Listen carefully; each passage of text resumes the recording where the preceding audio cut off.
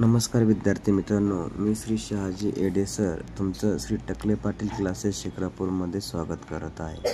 त्याचबरोबर Neptune scholar academy by Shahaji Ede sir या YouTube चॅनलवरती स्वागत करत आहे।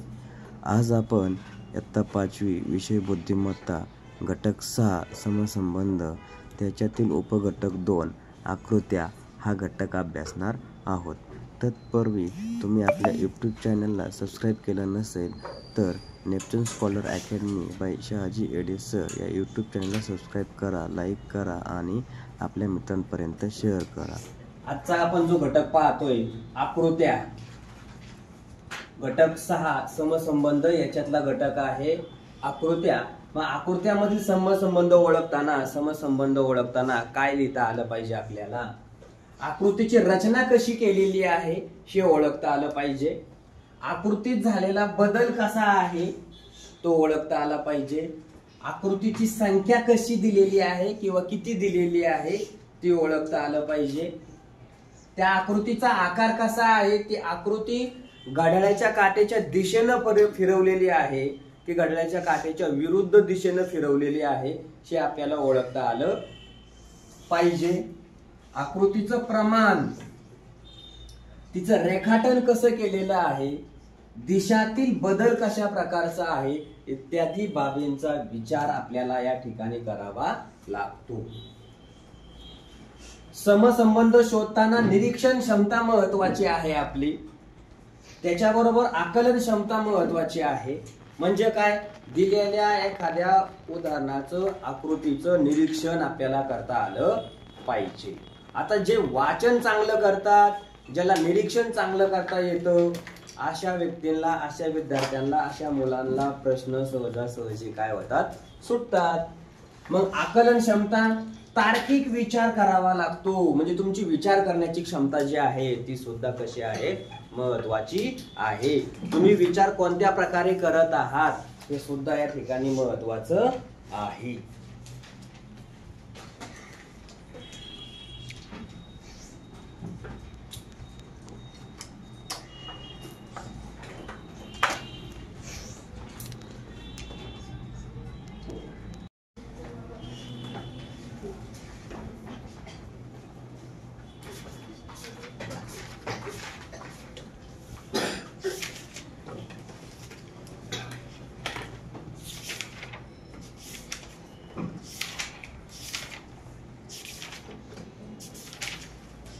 पहिला प्रश्न आहे आकृत्यावर बघा। प्रश्न क्रमांक, आकृत्यांचा काय करायचा आहे, सहसंबंध शोधायचा आहे आपल्याला।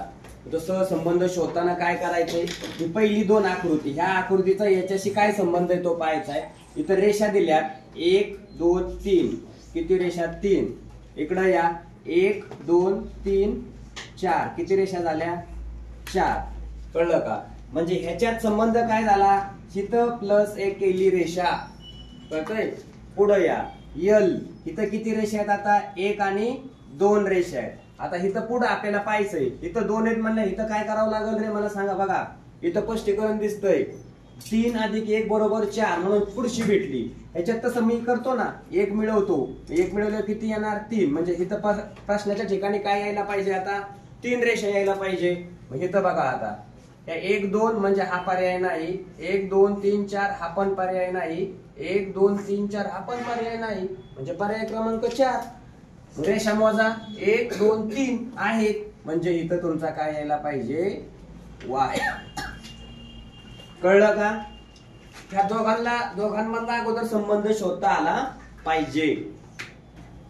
आता त्याच्या पुढचा प्रश्न आपल्याला काय करायचा आहे, पाहायचा आहे।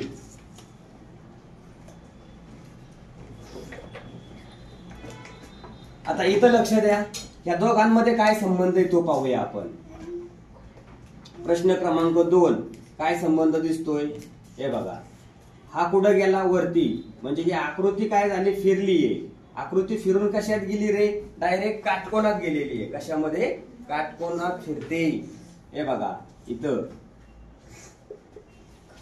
कशात फिरते, काटकोनात फिरते। मग इथं सुद्धा कशी पाहिजे, काटकोनात फिरायला पाहिजे। कशात, काटकोनात। म्हणजे काटकोनात फिरली तर ही कुठे येईल, ही बाजू खाली येईल. आता इथं 2 रेषा दिल्यात, इथं 2 रेषा दिल्यात, म्हणजे पहिला पर्याय तर कट झाला डायरेक्ट. इथं पण 2 रेषा दिलेल्या आहेत, म्हणजे हा पण पर्याय कट झाला. आता इथं या दुसरा आणि तिसरा या पर्यायात ही आकृती काय झाली, अशी फिरली. अशी फिरली म्हणजे कशी व्हायला पाहिजे, आता हे आणि हे. मग पर्याय कोणता दिसतोय याच्यातला, पर्याय कोणता दिसतोय, तिसरा. म्हणून याचं उत्तर तिसरं. हे कळलं का, याला स्पष्टीकरण म्हणतात. हे ओळखता आलं पाहिजे आपल्याला. तिसऱ्या प्रश्नात या काय दिसतंय, हा डी इकडे दिलाय.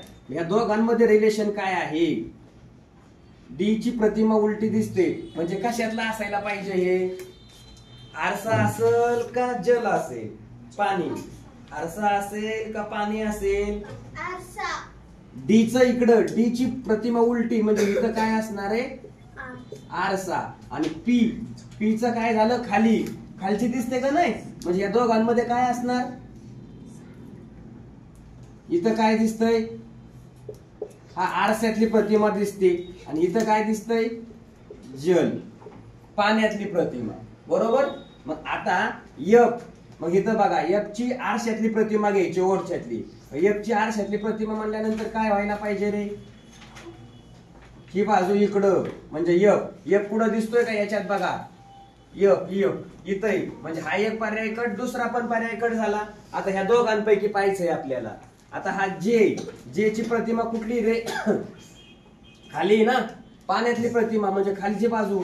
म्हणजे इथं जर गोल काढला आपण आणि तर काय होईल, हे बघा हा एफ झाला, याची खाली प्रतिमा येणार आहे. खाली प्रतिमा म्हणल्यानंतर काय व्हायला पाहिजे बघा, म्हणजे कोणता पर्याय आला याच्यातला, कोणता पर्याय आलेला आहे, चौथा पर्याय.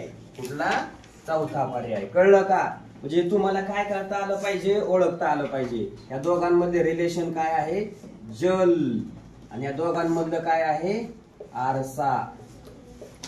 आणि काय, जल प्रतिमा यालाच आपण काय म्हणतो, प्रतिबिंब म्हटलं जातं. काय म्हणतात, प्रतिबिंब. कळलं, घ्या लिहून व्यवस्थित.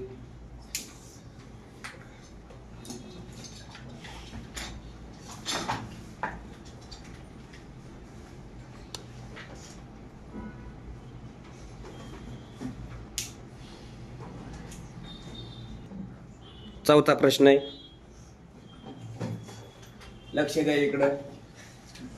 इथं चौथ्या प्रश्नामध्ये काय दिलंय, इथं 3 वर्तुळे दिलेत. किती, 3. इथं किती झाले, 2.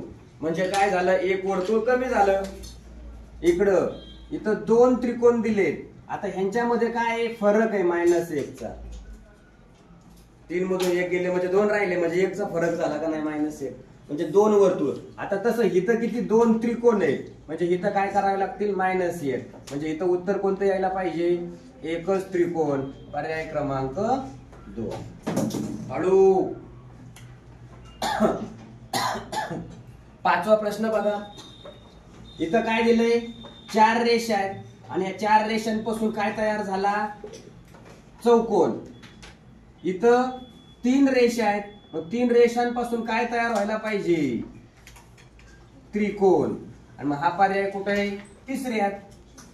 कळलं. 6वा प्रश्न बघा. आता जरा इकडं, इथं थोडासा डोकं लावण्यासारखा प्रश्न आहे.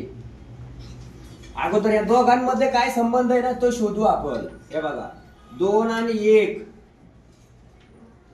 6 आणि 3, काय फरक आहे, 3 2 6, 2 ने 2 ला भागलं 1 आलं. म्हणजेच काय करावं लागत रे, इथं निमपट. 8च्या निम्मे किती, 4. 4च्या निम्मे किती, 2. म्हणजे कुठला झाला इथं, निमपट. काय म्हणायचं, निमपट. मग इथं काय होईल माहितीये, हे बघा इथं 6 ची निमपट, हे बघा वर्तुळ. 6 ची निमपट 3, 10 ची निमपट 5, 8 ची निमपट 4, 2 ची निमपट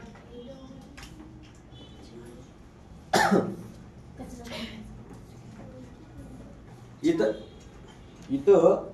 6 10 आणि इथं 4 8 पाहिजे बघा. इथं किती पाहिजे 4 8, इथं 4 आणि 8 पाहिजे. मग बघा 4 ची निमपट किती 2 आणि 8 ची निमपट किती 4. मग बघा बरं पर्याय कोणता आहे. हे बघा 3 5 2 4 1 नंबरचा पर्याय. कळलं का. हे झालं स्पष्टीकरण. याला स्पष्टीकरण म्हणायचंय. तर तुम्ही पेपर सोडवताना पण काय करायचं असं स्पष्टीकरण करायचं आहे. अशा प्रकारे हा घटक या ठिकाणी संपलेला आहे. हा व्हिडिओ जर तुम्हाला आवडला असेल तर आपल्या मित्रांपर्यंत शेअर करा, लाईक करा, सबस्क्राईब करा. धन्यवाद.